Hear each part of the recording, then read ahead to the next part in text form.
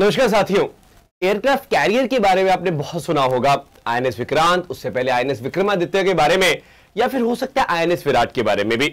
लेकिन आज इस सेशन में मैं आपको बहुत प्रिसाइज मैनर में बताऊंगा कि कैसे एयरक्राफ्ट कैरियर जो है इंडिया के मैरीटाइम पार्क को प्रोजेक्ट करते हैं, कैसे एयरक्राफ्ट कैरियर इतने इंपॉर्टेंट हो जाते हैं किसी भी नेवी के लिए, स्पेशली इंडियन नेवी के लिए। इस सेशन में हम लोग हर चीज की बात करेंगे। मेक श्योर इस सेशन को आप लाइक और शेयर जरूर कर दें ताकि आप सभी फ्रेंड्स जो है इससे बेनिफिट ले पाए। आकाश चंदेव टेक्स्टबुक टेलीग्राम चैनल को ज्वाइन करना ना भूले for all the future updates regarding such sessions. सबसे पहले मैं बात करता हूं एयरक्राफ्ट कैरियर की। जब भी बात आती है एक दिमाग में आता है बहुत बड़ा शिप, एक इतना बड़ा शिप, एक विशालकाय शिप जिसके ऊपर बहुत सारे हेलीकॉप्टर्स होंगे, फाइटर जेट्स होंगे, इस तरह के रैम्प्स होंगे, और वहीं से ये जेट्स जो है ये बहुत शानदार तरीके से ऑपरेट कर पाते हैं।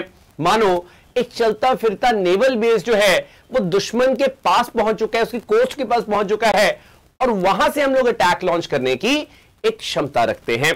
Now you got to understand one thing कि नो डाउट अबाउट दैट कि कोई भी इंडियन नेवी हो या कोई भी नेवी हो, उसके लिए इस तरह का शिप डिजाइन करना, बनाना बहुत मुश्किल होता है। यही एक रीजन है कि हमने शुरू में कभी ब्रिटेन तो कभी रशिया से एयरक्राफ्ट कैरियर्स को इंपोर्ट किया, उनसे खरीदा। लेकिन फाइनली लास्ट ईयर ही सितंबर में, यानी कि सितंबर 2022 में हमने आईएनएस विक्रांत को जब कमीशन किया, तब हमने दुनिया को बताया कि हम अपना इंडिजिनस एयरक्राफ्ट कैरियर बनाने की क्षमता रखते हैं, दमखम रखते हैं, और हमने ये दुनिया को प्रूव करके दिखाया। Now the most important thing is कि आज इस सेशन में मैं आपको थोड़ा सा हिस्टोरिकल बैकग्राउंड भी देने वाला हूं, जो कि बहुत इंपॉर्टेंट है ऑफ कोर्स हमारे लिए।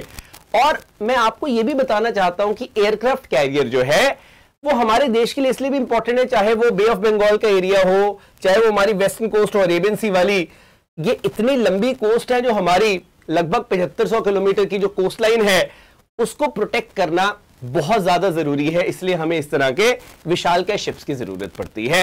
एटलीस्ट 2 एयरक्राफ्ट कैरियर तो हमारे पास एक्टिव सर्विस में होने ही चाहिए, ऐसा विशेषज्ञ हमें बताते हैं। कहानी शुरू होती है 1961 यानी कि 1961 में इस शिप के साथ, जो कि एक ब्रिटिश शिप था, आईएनएस विक्रांत इसका नाम रखा हमने जब हमने कमीशन किया, लेकिन इसको एचएमएस हर्क्यूलिस के नाम से जाना जाता था। मैं इसके बारे में थोड़ा सा आपको बताना चाहूंगा, बहुत ही मजेदार कहानी है इसकी भी। Would like to tell you कि ये जो शिप था बेसिकली इंडिया ने इसको परचेज किया, ये इनकम्प्लीटेड एयरक्राफ्ट कैरियर था 1957 में। 1961 तक इसको हमने कंप्लीट किया पूरा प्रॉपर तरीके से ब्रिटेन की मदद से, और इसको नाम दिया गया आईएनएस विक्रांत। तो आप कह सकते हो कि भारत का जो पहला एयरक्राफ्ट कैरियर था जो 1961 में कमीशन हुआ था, उसका नाम क्या था? आईएनएस विक्रांत। ये आईएनएस विक्रांत जिसने कमीशनिंग के बाद भारत को, जब 1971 का बांग्लादेश लिबरेशन वॉर हुआ, जब इंडिया और पाकिस्तान का युद्ध हुआ, वहां पर बहुत ज्यादा बढ़िया तरीके से अपनी सर्विसेज प्रोवाइड की है। मैं बताना चाहूंगा यहां पे जो नेवल ब्लॉकेड की हम लोग बात करते हैं ईस्ट पाकिस्तान के ड्यूरिंग द इंडो पाक वॉर, उसके अंदर इसने एक बहुत बड़ी भूमिका निभाई थी। ना सिर्फ वो, इस पर्टिकुलर शिप के ऊपर, आईएनएस विक्रांत के ऊपर, we used to have a sea hawk squadron जिसने वॉर के अंदर भारत को एक बहुत बड़ा एज प्रदान किया था। तो आप देख सकते हैं कि उस समय भी भारत एयरक्राफ्ट कैरियर की वजह से जो जंग है उसके मैदान में बहुत आगे निकल रहा था। अब कहानी में थोड़ा सा आगे बढ़ते हैं और आपको बात बताता हूं, कहानी बताता हूं ग्रैंड ओल्ड लेडी की। जी हां, ग्रैंड ओल्ड लेडी क्या है? एक शिप है। यहां पे वो शिप जिसको हम लोग आईएनएस विराट के नाम से जानते हैं, क्योंकि आईएनएस विराट के नाम से हमने उसको कमीशन किया। 1987 से 2017 तक, लगभग 30 साल तक इसने अपनी सर्विसेज इंडियन नेवी को प्रदान की, भारत को प्रदान की है। इसका वैसे नाम था एचएमएस हर्मीज। ये भी एक ब्रिटिश शिप था हर्क्यूलिस की तरह, और इसको हमने ब्रिटेन से ही खरीदा। तो मैं इसके बारे में आपको बता दूं कि इसने ब्रिटिश नेवी में ऑलरेडी सर्व किया हुआ था, इसलिए इसको ग्रैंड ओल्ड लेडी भी वो लोग निकनेम देते थे। And it actually was then decommissioned, it was sold to India in 1986, और उसके बाद 1987 में हमने इसको कमीशन किया है एज इंडियन नेवी का सेकंड एयरक्राफ्ट कैरियर बनने का इसको सौभाग्य प्राप्त हुआ। ये मैं आपको बताना चाहता हूं। So very important ship again this was.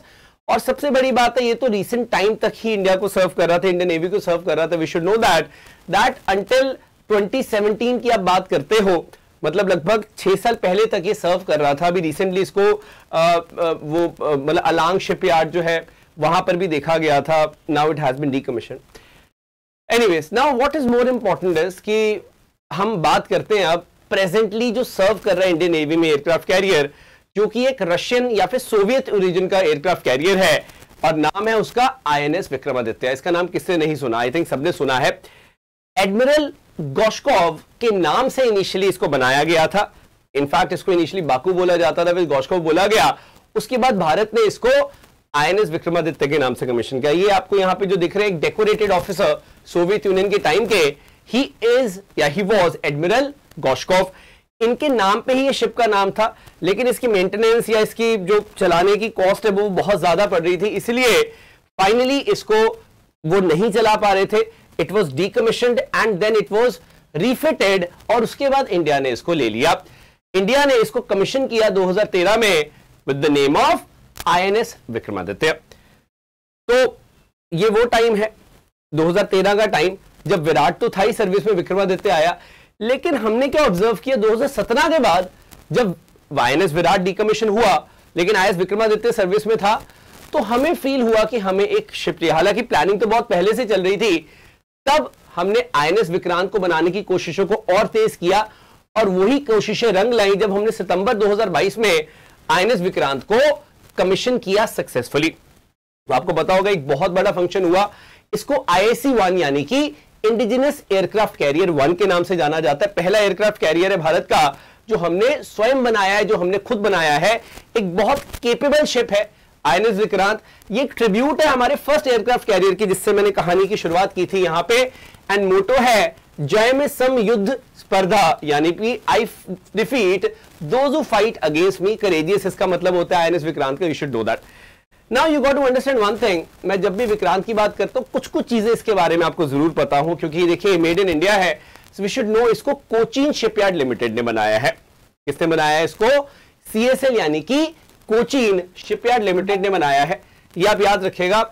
और नेवी का जो वॉरशिप डिजाइन डिवीजन होती है प्रॉपर तरीके से, उन्होंने इसको डिजाइन किया है, ये भी हमारे लिए बहुत ज्यादा जरूरी है। नाउ हैविंग सेड दैट, ये जो एयरक्राफ्ट कैरियर है बेसिकली, अब इसमें आपको ऐसा नहीं कि सब याद रखना है, बट जस्ट बिकॉज बहुत सारे लोग क्यूरियस होते हैं, मैं बता दूं ये लगभग 262 मीटर लंबा है। इसकी विड्थ है 62 meters and it has got 14 decks in that. Height लगभग 59 मीटर्स है इसकी। Now what is more important is, अगर आप इसको देखें, it has around 2200 compartments design for a crew of around 1600।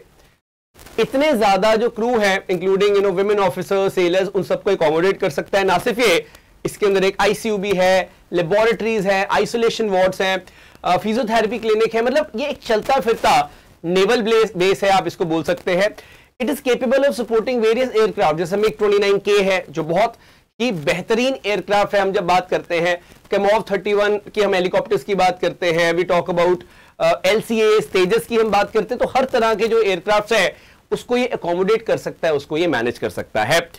एक छोटा सा क्वेश्चन है मेरा आपके लिए, हमने अभी बात की IAC-1 की, क्या आप इसका नाम बता सकते हैं इंडिजिनस एयरक्राफ्ट कैरियर 2 की, जो कि फ्यूचर में इंडिया बना के कमीशन करने वाला है इंडियन नेवी में? आप CDS में, CAPF में देखते हैं इस तरह के क्वेश्चन जरूर आते हैं, आप इनका आंसर कर सकते हैं। Which of the following is a decommissioned aircraft carrier, या India first indigenous aircraft carrier. आप देख सकते हैं कि इस तरह के क्वेश्चंस आते हैं। तो आपको ऑप्शंस में यहाँ पे दिख रहा होगा क्या आंसर, आप मुझे कमेंट करके बता सकते हैं कि वीडियो आपको कैसी लगी। And the best part is if you are actually preparing for serious exam, अगर आप एक सीरियस तैयारी कर रहे हैं, we got a serious batch for you, जो कि आपको एक बहुत बेहतरीन प्राइस में मिल रहा है यूजिंग द कोड जोश। आप जोश कोड का इस्तेमाल करें and you getting it at only 1429। अगर आप AFCAT की तैयारी कर रहे हैं उसका बैच ले सकते हैं, you can take the batch of CAPF। And if you are preparing for all of them, अगर आप सबकी एक साथ तैयारी कर रहे हैं तो आप हर चीज का जो बैच है, मतलब बेसिकली पूरा का पूरा ही आप यहां पे कॉम्बो ले सकते हैं, and that too for 3249 only, and that is valid only for next few days. So make sure आप इसका फायदा लें। अगर वीडियो आपको अच्छी लगी, अगर आपको वैल्यूएबल लगी है, make sure you hit the like button, इसको शेयर करें ताकि मैं आपके लिए और ऐसी जो वीडियोस हैं उनको ला सकूं। ऐसी नॉलेजेबल वीडियोस, ऐसी वीडियोस जो आप में जोश भर देती हैं, ऐसी वीडियोस जो आपको इंस्पायर करती हैं, वो हमेशा मैं यहां पर लाता रहता हूं।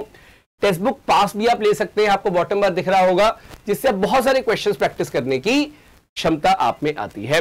So thank you so very much, have a great day. जय हिंद, जय भारत।